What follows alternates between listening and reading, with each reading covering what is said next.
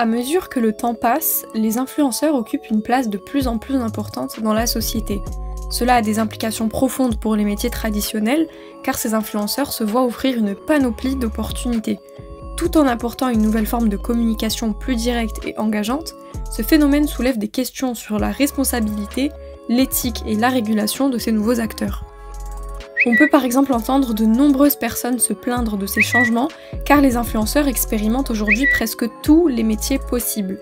Le vrai problème, c'est surtout que ces influenceurs parviennent à effectuer des métiers traditionnels, mais pas n'importe lesquels. Ce sont souvent des métiers très compétitifs, dont la formation est super concurrentielle et dont les talents peinent à trouver des jobs. Il s'agit souvent de secteurs bouchés, comme le journalisme, le cinéma, la haute couture ou encore la beauté. On va donc aujourd'hui tenter de répondre à la question suivante.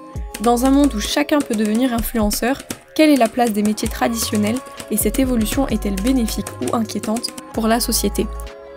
On ne va pas refaire le speech de comment les influenceurs ont gagné en popularité et pourquoi on les préfère aujourd'hui à d'autres formes de marketing, puisque la réponse est connue de tous, la rentabilité.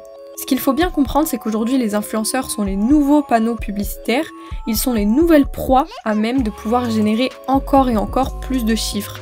C'est par eux que l'on passe si on veut promouvoir un produit, un vêtement, un outil, une application, une chanson, un événement, un sport, un avis politique et j'en passe. Les créateurs de contenu et ceux qu'importe ce qu'ils proposent, que ce soit de la beauté, du gaming, de la pop culture ou encore du sport, sont vecteurs d'audimat. Et tout ça, je pense que vous le savez déjà, mais il faut se mettre en tête tout ce que ça peut représenter pour les institutions et les entreprises, qu'elles soient publiques ou privées. Soyons honnêtes, si demain moi j'ai besoin de visibilité, j'opterai certainement pour le marketing d'influence, au détriment peut-être des affiches publicitaires dans la rue, dans les magazines ou dans les blogs, qui fonctionnent un peu moins aujourd'hui. Cette nouvelle façon de passer par un humain déjà proche du public plutôt que par un support permet de rendre ma publicité plus efficiente, donc plus engageante. Parce qu'ils partagent souvent des contenus très personnels, les influenceurs créent un lien de proximité avec leur communauté. Cela crée donc un effet de relation authentique qui peut être plus intéressante que d'autres méthodes de publicité traditionnelles perçues comme plus distantes ou institutionnelles. Mais alors, on peut se demander qu'est-ce qui dérange ? C'est vrai, même si ça semble évident pour certains, d'autres ne voient pas le problème au même endroit.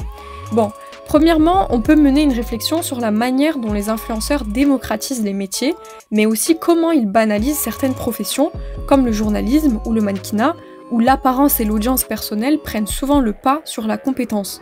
Dans le domaine de la mode, des influenceurs deviennent des figures incontournables, parfois plus visibles que les mannequins professionnels, puisqu'ils créent des partenariats avec des marques, lancent des collections et influencent directement les tendances, rendant parfois l'industrie traditionnelle moins attractive pour les jeunes talents.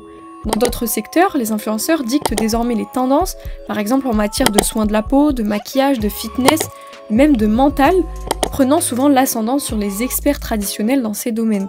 On peut citer aussi le milieu du cinéma, que ce soit de l'acting ou encore dans le doublage. Et si on va au-delà, plusieurs influenceurs se sont vus offrir des places au Roland-Garros alors que personne ne connaissait leur attrait pour le tennis, mais on peut élargir tout ça à d'autres événements comme la Paris Fashion Week, le Festival de Cannes, la cérémonie du Ballon d'Or ou encore les Energy Music Awards. Certains vont même jusqu'à devenir des journalistes le temps d'une soirée et mener des interviews qui ne sont pas toujours réussies. Tu le sais, la présidente du Joli Garce Gang. On a 2 questions à te poser, meuf. Si mon ex essaye de me recontacter, qu'est-ce que je dois faire en tant que Joli Garce ? Non mais c'est mort. Les ex, c'est le passé là, c'est terminé. J'ai même pas compris la question, j'ai bugué. C'est comment ça ? C'est pas une question ça, c'est terminé. Il est nommé dans la catégorie révélation francophone de l'année. J'adore sa tenue. Il va interpréter son tube Imagine. J'ai trop hâte. Donc, 110 millions de streams sur Spotify, ça a été incroyable. Regardez-le. Est-ce que vous êtes au courant que un projet NMS, ça fait 3 dans 3 kilos, j'ai dit ça tout à l'heure, ce soir, il performa sur la chaîne d'énergie. Il arrive vers moi, on me dit qu'il arrive tout de suite, il est là. On peut aussi prendre l'exemple des vidéos concept de 24 heures dans la vie 2, où les youtubeurs se mettent dans la peau d'une profession traditionnelle pendant une journée. Alors cela a des aspects positifs car ça permet de mettre en lumière les difficultés d'un métier et de rentrer dans les coulisses, mais on peut aussi se demander s'il est sain pour les youtubeurs de réaliser ce genre de vidéos, surtout quand il s'agit de métiers difficiles.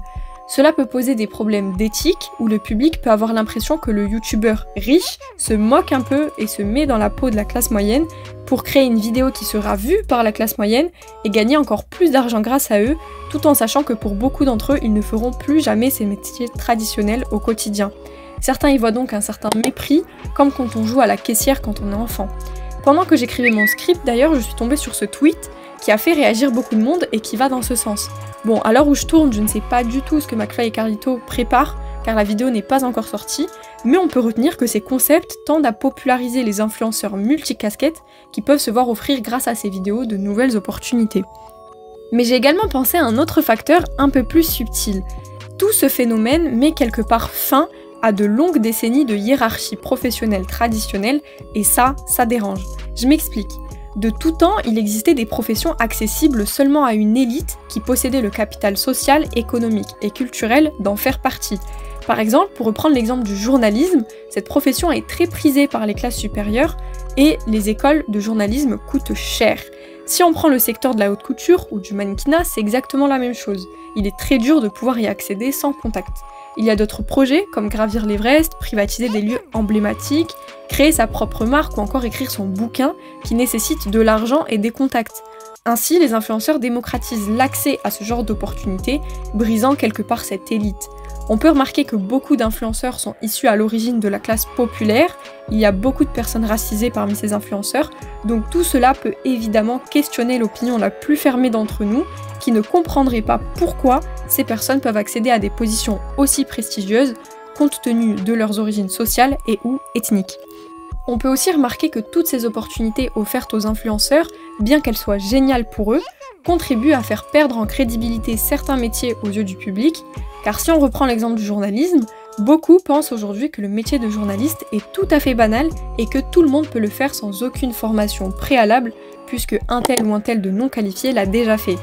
Pareil pour le métier d'acteur, de doubleur, de mannequin, et j'en passe. Cela peut pousser les jeunes à vouloir passer par la case influence, afin de se voir ouvrir ces opportunités-là, puisque ce ne sont certainement pas les études et les diplômes qui le leur permettront. Et d'un côté, ils n'ont pas tout à fait tort de penser ainsi. Le système tend de plus en plus à mépriser ces professions-là et presque leur crache dessus en choisissant d'autres canaux de diffusion. On assiste donc à la création d'un modèle économique dans lequel il est plus rentable d'être un influenceur qu'un journaliste traditionnel. Donc face à ce phénomène, on a pu assister à une hybridation des métiers, avec des journalistes qui deviennent des influenceurs ou des influenceurs qui s'associent à des journalistes pour produire un contenu plus crédible et vérifié. C'est pas pour rien qu'on a vu de plus en plus de personnes exerçant certains de ces métiers, mais trop snobés par les employeurs, se mettre sur les réseaux sociaux. Ils ont dû s'adapter à ce qui se fait en ce moment pour espérer se créer une place légitimement. On a toute une génération de jeunes journalistes, souvent indépendants, qui partagent un peu de leur vie privée et beaucoup de leur travail sur les réseaux sociaux. On peut citer Merwan Mehadi, Nesrin Slaoui ou encore journaliste qui s'appelle Anas Daif, ou encore dans le doublage Adeline Chetaï. Le débat n'est pas là. Et je me dis, il y a quelque chose à faire parce que moi, j'ai pas envie que ce soit les influenceurs et les star talents qui soient toujours devant la scène. Mais pour être devant la scène, il faut avoir des abonnés. Il faut peser, en fait, devant les distributeurs, les marques, tout ça, pour qu'elles aient envie de nous mettre au devant de la scène en disant « Oh, super !» En plus, c'est génial parce qu'on a une crédibilité qui est là. Donc voilà, moi je me suis dit, bon bah maintenant, et j'étais invitée à des avant-premières avec lui, et je voyais les gens qui montaient sur scène, parce qu'ils ont fait 3 lignes dans le film, ou un rôle principal, et la VF est pas forcément si bonne que ça. Ouais. Et je me suis dit, mais zut, flûte et crotte de bique, il faut que ça change. Donc on comprend bien que les polémiques actuelles autour de leur rôle de substitut des métiers traditionnels montrent qu'une certaine remise en question est nécessaire, tant du côté des influenceurs que de la société en général. D'un côté, je pense que c'est aux influenceurs d'éviter d'accepter des missions pour lesquelles ils savent d'avance qu'ils ne seront pas honorés, mais néanmoins il ne faut pas être non plus de mauvaise foi et bien remettre les choses dans leur contexte, puisque beaucoup d'entre nous n'auraient jamais refusé de telles propositions, car il s'agit d'opportunités incroyables et de superbes expériences, surtout quand on sait que la plupart des influenceurs sont issus de la classe populaire et qu'ils ne seraient jamais parvenus à vivre de tels moments sans leur notoriété. Donc il ne faut pas non plus trop leur en vouloir et éviter d'être catégorique, car je pense qu'à leur place, la plupart d'entre nous auraient accepté. On peut toutefois dire que certains de ces influenceurs doivent faire des efforts lorsqu'ils acceptent certaines missions et respecter leur public, sinon la décliner et laisser l'opportunité à des personnes plus compétentes. D'un autre côté, cela reste assez compliqué car le problème vient du système. C'est surtout aux grands médias de laisser de la place aux métiers traditionnels et aux gens qui en ont fait leurs études et éviter de tout mélanger. Mais dans un sens, les influenceurs sont devenus des panneaux publicitaires ambulants et convier Lena Situation ou Just Riyad à la cérémonie des Energy Music Awards, c'est garantir un taux d'audimat provenant directement des abonnés de ces derniers, ce qui n'est pas négligeable pour l'instance qui les invite. Dans une société de plus en plus capitaliste, qui favorise la course au profit et l'appât du gain, cette éthique ne se pose plus vraiment.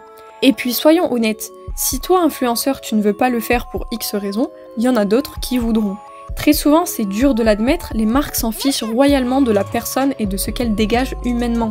Ils s'intéressent à sa communauté, à l'audience de l'influenceur en question et à l'influence que l'influenceur a sur cette audience. Typiquement, si on propose à Lena Mahfouf et qu'elle ne veut pas, on proposera à Just Riyad et s'il ne veut pas, on proposera à un autre, aussi simplement que ça. Pour espérer un changement de la part du système, il faudrait donc que tous les influenceurs déclinent ce genre de propositions, mais c'est totalement impossible pour les raisons que l'on a évoquées. Au final, si on analyse correctement, ce phénomène n'existe pas seulement dans la sphère des influenceurs, et il est en réalité loin d'être nouveau. Quand une célébrité est suffisamment appréciée du public et qu'elle s'essouffle un peu dans son milieu de référence, elle trouve toujours le moyen de se rabattre vers d'autres projets. Par exemple, les footballeurs qui deviennent commentateurs ou consultants, c'est quelque chose de très fréquent, et on peut aussi dire qu'ils n'ont aucune formation dedans, si ce n'est leur propre expérience. Il y a aussi les humoristes qui font du doublage, mais même en dehors de la France, c'est quelque chose qui se fait aussi.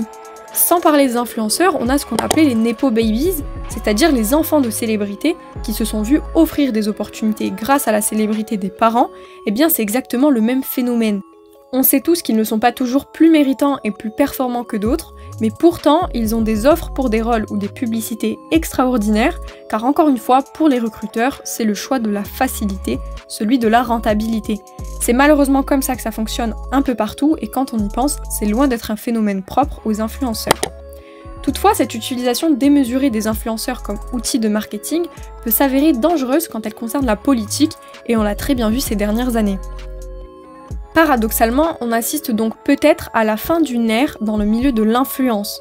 Peut-être que ce milieu est à bout de souffle et que les influenceurs ne parviennent pas à se renouveler sans accepter ce genre de propositions les plus folles les unes que les autres. Peut-être qu'il s'agit pour eux des seuls moyens de se démarquer face à une concurrence de plus en plus importante, ou tout simplement peut-être que ces influenceurs réalisent leurs rêves de gosse sans se poser trop de questions. Je vous avoue que tout ceci pose tellement de réflexions et que le sujet est tellement vaste que je n'ai pas réussi à aboutir à une conclusion claire. En plus, pour cette vidéo, j'ai pas trouvé énormément de documentation scientifique sur le sujet, puisque c'est un phénomène assez nouveau, assez peu étudié, et donc à ce stade, on ne peut que se limiter à des suppositions et à des spéculations sur ce qu'adviendra les métiers traditionnels. À mesure que le temps passe, on n'a de visuels ni sur les nouveaux métiers du digital, ni sur l'impact des métiers traditionnels.